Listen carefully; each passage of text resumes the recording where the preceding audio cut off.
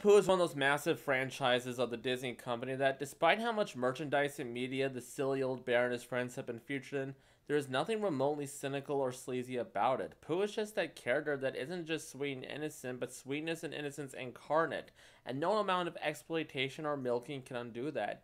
Even his most recent animated film has a distinction among Disney's recent animation output, and not just because it's hand-drawn and the others are CGI.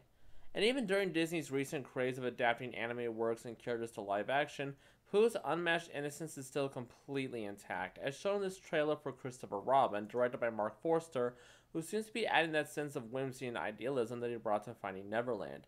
Charming and sweet don't even begin to describe this trailer. Seriously, there's a gentleness here that I have only seen in a precious few amount of previews.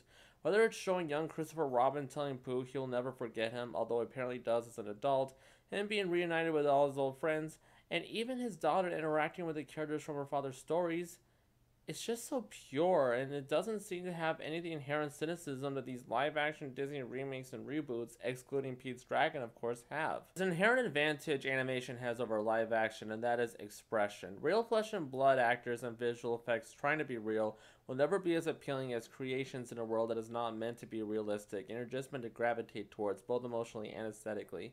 Here, however, since the story is about childhood imagination being returned to in a cynical and realistic human world, presenting the characters in live action just makes all the more sense.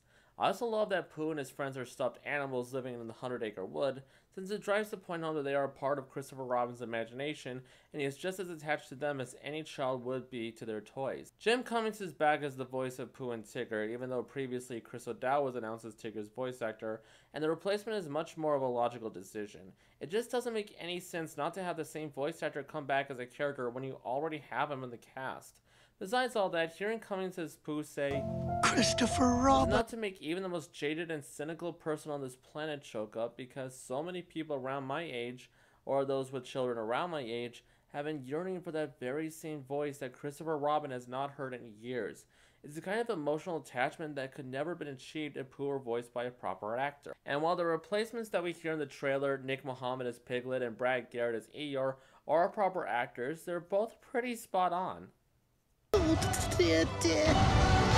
don't remember being cheery. I'm also sure that Peter Capaldi, Toby Jones, and Sophia Okonedo are great as Rabbit, Owl, and Kango respectively.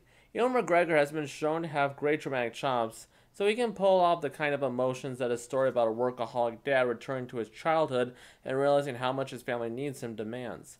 Also, as a side note, I really hope Disney keeps the material G-rated. As much as PG has lost its meaning over the past years, PG-rated Winnie the Pooh just sounds like it should be illegal. Overall, I'm anticipating this film to be up there with The Jungle Book and Pete's Dragon as part of my holy trifecta on how Disney should do these live-action remakes.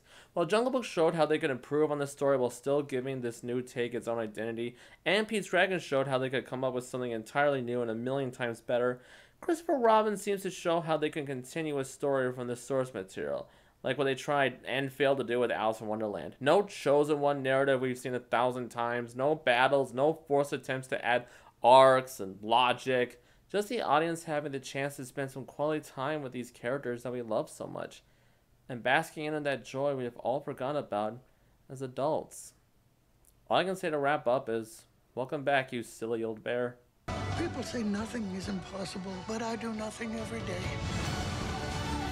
No, Pooh, that's not the... Oh, never mind.